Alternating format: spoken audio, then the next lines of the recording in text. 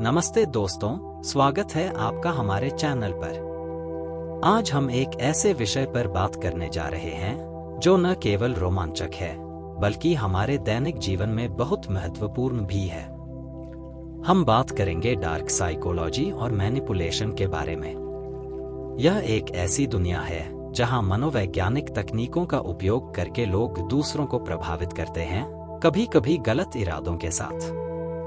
लेकिन चिंता न करें, इस वीडियो में हम न केवल इन रहस्यों को समझेंगे बल्कि यह भी सीखेंगे कि इनसे खुद को कैसे बचाया जाए। अगर आप तैयार हैं तो चलिए शुरू करते हैं। डार्क साइकोलॉजी वह विज्ञान है जो मानव व्यवहार के उन पहलुओं को समझने की कोशिश करता है जो दूसरों को नुकसान पहुंचाने या नियंत्रित करने के लिए इस्तेमाल किए जाते हैं। यह उन लोगों की मानसिकता को समझने की कोशिश करता है जो दूसरों को अपने फायदे के लिए मैनिपुलेट करते हैं। क्या आपने कभी सोचा है कि कुछ लोग इतनी आसानी से दूसरों को अपने वश में कर लेते हैं? चाहे वह ऑफिस में बॉस हो, कोई दोस्त हो या कोई रिश्तेदार, कुछ लोग जानते हैं कि दूसरों की भावनाओं और विचारों को कैसे नियंत्रित करना है। डार्क साइकोलॉजी में ऐसी तकनीकों का अध्ययन होता है जैसे मैनिपुलेशन, परसुएशन, गैसलाइटिंग और यहाँ तक कि ब्रेन वॉशिंग। लेकिन यह सिर्फ नकारात्मक नहीं है। इन तकनीकों को समझकर हम खुद को और दूसरों को सुरक्षित रख सकते हैं। मैनिपुलेशन एक ऐसी कला है जिसमें कोई व्यक्ति दूसरों के विचारों, भावनाओं या व्यवहार को अपने हित में बदलने की कोशिश करता है। यह हमेशा बुरा नहीं होता। उदाहरण के लिए, एक अच्छा सेल्समैन आपको कोई प्रोडक्ट बेचने के लिए मैनिपुलेशन का सहारा ले सकता है। लेकिन डार्क साइकोलॉजी में मैनिपुलेशन का इस्तेमाल अक्सर गलत इरादों के साथ होता है। मैनिपुलेटर लोग दूसरों की कमजोरियों का फायदा उठाते हैं। जैसे, अगर कोई जानता है कि आप असुरक्षित महसूस करते हैं तो वह आपकी तारीफ करके या आपको खास महसूस कराकर आपसे मनचाहा काम करवा सकता है। यह एक तरह का मनोवैज्ञानिक खेल है जहां मैनिपुलेटर हमेशा एक कदम आगे रहता है। चलिए अब कुछ ऐसी तकनीकों पर नजर डालते हैं जिनका इस्तेमाल मैनिपुलेटर करते हैं। पहली तकनीक है लव बॉम्बिंग। इसमें कोई व्यक्ति आपको इतना प्यार और ध्यान देता है कि आप उनके प्रति आकर्षित हो जाते हैं। उदाहरण के लिए, कोई नया दोस्त या पार्टनर शुरुआत में आपकी हर बात की तारीफ करता है, आपको स्पेशल फील कराता है। लेकिन जैसे ही आप उनके भरोसे में आते हैं, वे आपसे अपने फायदे के लिए कुछ मांगने लगते हैं। दूसरी तकनीक है गैसलाइटिंग। यह एक बहुत खतरनाक तकनीक है जिसमें मैनिपुलेटर आपको आपकी ही यादों और विश्वासों पर शक करने के लिए मजबूर करता है। उदाहरण के लिए, वे कह सकते हैं, तुम्हें गलतफहमी हुई है, मैंने ऐसा कभी नहीं कहा, ताकि आप अपनी सच्चाई पर शक करने लगे। तीसरी तकनीक है स्कार्सिटी प्रिंसिपल, यानी कमी का सिद्धांत।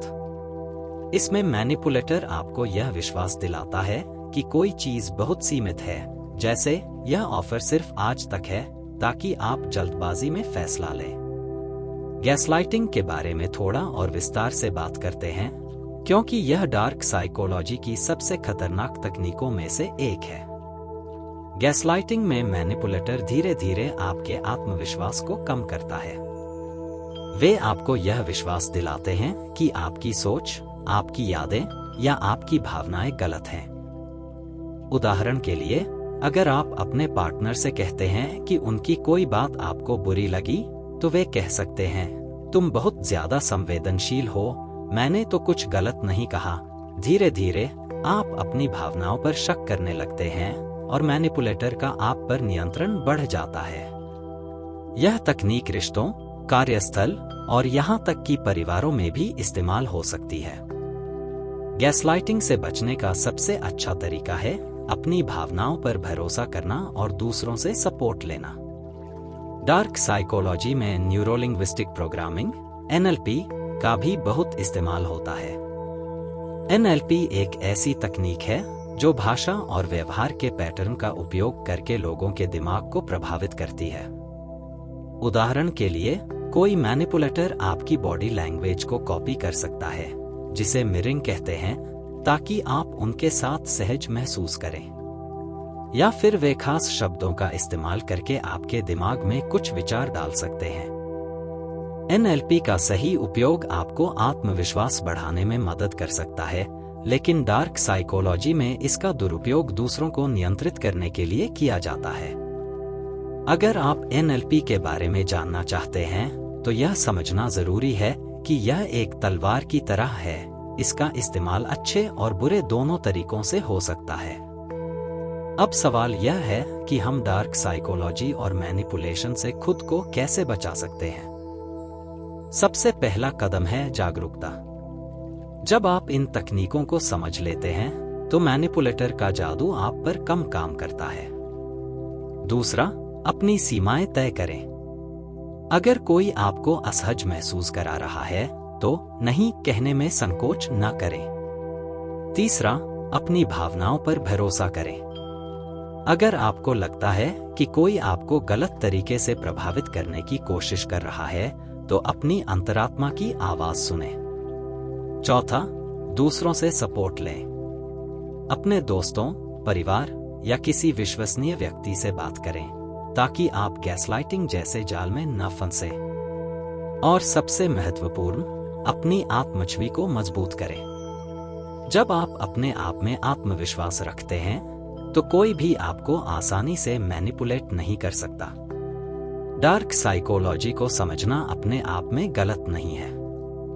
यह एक टूल है जिसका उपयोग अच्छे और बुरे दोनों तरीकों से हो सकता है। उदाहरण के लिए, अगर आप किसी को प्रेरित करना चाहते हैं या उनकी मदद करना चाहते हैं, तो आप इन तकनीकों का सकारात्मक उपयोग कर सकते हैं। लेकिन समस्या तब आती है जब इनका दुरुपयोग होता है। इसलिए हमें हमेशा नैतिकता को ध्यान में रखना चाहिए।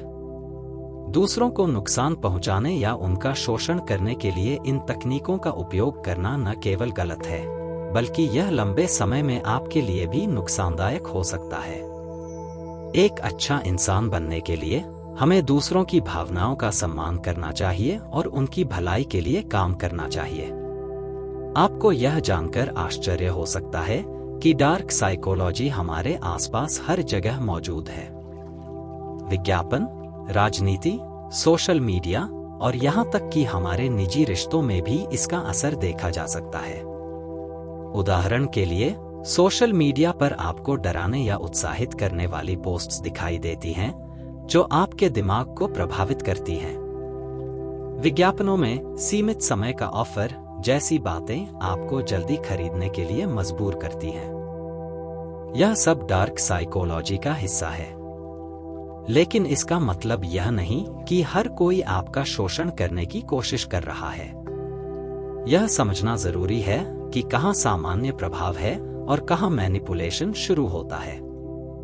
अब बात करते हैं डार्क साइकोलॉजी के सबसे गहरे और खतरनाक रूप की, ब्रेन वॉशिंग। यह एक ऐसी प्रक्रिया है जिसमें किसी व्यक्ति की सोच, विश्वास और यहाँ तक कि उनकी पहचान को पूरी तरह बदलने की कोशिश की जाती है।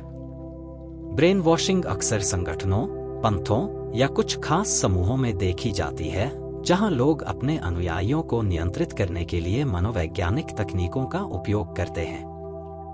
इसमें व्यक्ति को अलग-थलग करना, उन्हें पुरस्कार और सजा देना और उनके विचारों को बार-बार बदलने की कोशिश करना शामिल होता है। ब्रेन वॉशिंग से बचने के लिए हमें अपनी स्वतंत्र सोच को बनाए रखना चाहिए और किसी भी समूह या व्यक्ति पर पूरी तरह निर्भर नहीं होना चाहिए। हालांकि डार्क साइकोलॉजी का नाम सुनकर डर लग सकता है, लेकिन इसका सकारात्मक उपयोग भी संभव है। उदाहरण के लिए, अगर आप एक लीडर हैं, तो आप इन तकनीकों का उपयोग अपनी टीम को प्रेरित करने के लिए कर सकते हैं।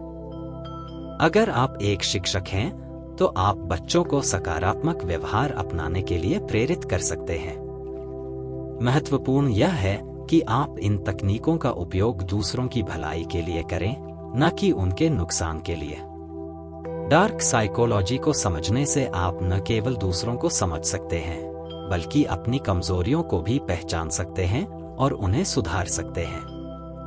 डार्क साइकोलॉजी से बचने का सबसे बड़ा हथियार है आत्मविश्वास।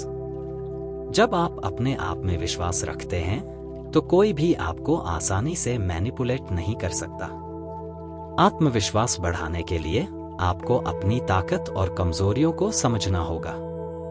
नियमित रूप से अपने लक्ष्यों पर काम करें, अपनी उपलब्धियों को सेलिब्रेट करें और नकारात्मक लोगों से दूरी बनाएं। इसके अलावा अपनी बॉडी लैंग्वेज पर ध्यान दें। एक आत्मविश्वास भरी मुद्रा जैसे सीधे खड़े होना और आंखों में आंखें डालकर बात करना मैनिपुलेटर को यह संदेश देता है कि आप आसानी से कंट्रोल नहीं किए जा सकते।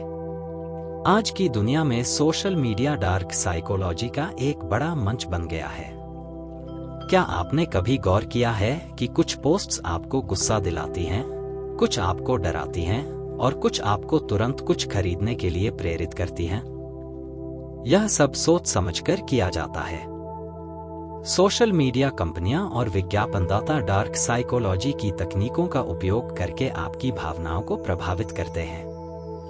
उदाहरण के लिए, fear of missing out (FOMO) का इस्तेमाल करके वे आपको यह विश्वास दिलाते हैं कि अगर आपने कोई प्रोडक्ट नहीं खरीदा या कोई ट्रेंड फॉलो नहीं किया तो आप पीछे रह जाएंगे।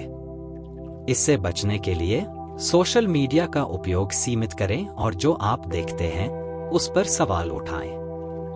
डार्क साइकोलॉजी से बचने और स्मार्ट बनने के लिए आपको कुछ बातों का ध्यान रखना होगा। पहला, हमेशा तथ्यों की जांच करें।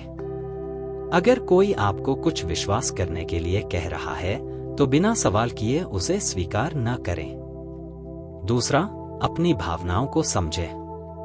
अगर आप गुस्सा, डर या उत्साह महसूस कर रहे हैं तो रुकें और सोचें कि क्या कोई आपको मैनिपुलेट करने की कोशिश कर रहा है। तीसरा, दूसरों की बॉडी लैंग्वेज पर ध्यान दें। कई बार लोग जो कहते हैं वह उनकी बॉडी लैंग्वेज से मेल नहीं खाता। और चौथा, हमेशा अपनी स्वतंत्रता बनाए रखें। किसी पर भी पूरी तरह निर्भर न हो, चाहे वह कोई रिश्ता हो या कोई संगठन। रिश्तों में डार्क साइकोलॉजी का प्रभाव बहुत गहरा हो सकता है। चाहे वह रोमांटिक रिश्ता हो, दोस्ती हो या पारिवारिक रिश्ता, मैनिपुलेशन कहीं भी हो सकता है। उदाहरण के लिए, कोई पार्टनर आपको इमोशनल ब्लैकमेल कर सकता है, जैसे अगर तुम मुझसे प्यार करते हो तो तुम यह करोगे। यह एक मैनिपुलेशन की तकनीक है जो आपको गिल्ट फील कराकर कंट्रोल करती है। ऐसे रिश्तों से बचने के लिए अपनी सीमाएं साफ रखें और किसी को भी आपको भावनात्मक रूप से ब्लैकमेल करने की इजाजत न दें। अगर आपको लगता है कि कोई रिश्ता आपको मानसिक रूप से थका रहा है तो उस पर पुनर्विचार करें। कई लोग सोचते हैं कि डार्क साइकोलॉजी सीखना गलत है, लेकिन यह पूरी तरह सच नहीं है। इसे सीखना आपको जागरूक बनाता है। जब आप इन तकनीकों को समझते हैं तो आप न केवल खुद को बचा सकते हैं बल्कि दूसरों को भी मदद कर सकते हैं। उदाहरण के लिए, अगर आप देखते हैं कि कोई आपके दोस्त को मैनिपुलेट कर रहा है तो आप उन्हें सतर्क कर सकते हैं। लेकिन हाँ, इसका उपयोग हमेशा नैतिक रूप से करना चाहिए। दूसरों को नुकसान पहुंचाने के लिए डार्क साइकोलॉजी का उपयोग न करें, क्योंकि यह न केवल गलत है बल्कि आपके अपने रिश्तों और मानसिक स्वास्थ्य को भी नुकसान पहुंचा सकता है। दोस्तों, डार्क साइकोलॉजी और मैनिपुलेशन एक ऐसी दुनिया है जो हमारे आसपास हर जगह मौजूद है। लेकिन इसका मतलब यह नहीं कि हमें डर में जीना चाहिए। इन तकनीकों को समझकर और अपनी जागरूकता बढ़ाकर हम न केवल खुद को बचा सकते हैं बल्कि एक बेहतर और आत्मविश्वास भरा जीवन भी जी सकते हैं। इस वीडियो का मकसद आपको डराना नहीं बल्कि आपको सशक्त बनाना है। तो अगली बार जब कोई आपको मैनिपुलेट करने की कोशिश करे तो आप तैयार होंगे। अपने आत्मविश्वास को बनाए रखें, अपनी सीमाएं तय करें और हमेशा अपनी अंतरात्मा की आवाज सुनें। अगर आपको यह वीडियो पसंद आया तो इसे लाइक करें, अपने दोस्तों के साथ शेयर करें और हमारे चैनल को सब्सक्राइब करना न भूलें। कमेंट सेक्शन में हमें बताएं कि आप डार्क साइकोलॉजी के बारे में और क्या जानना चाहते हैं। हम आपके लिए और भी ऐसे इंफॉर्मेटिव वीडियो लाएंगे। तब तक स्मार्ट रहें, सतर्क रहें और खुश रहें। नमस्ते।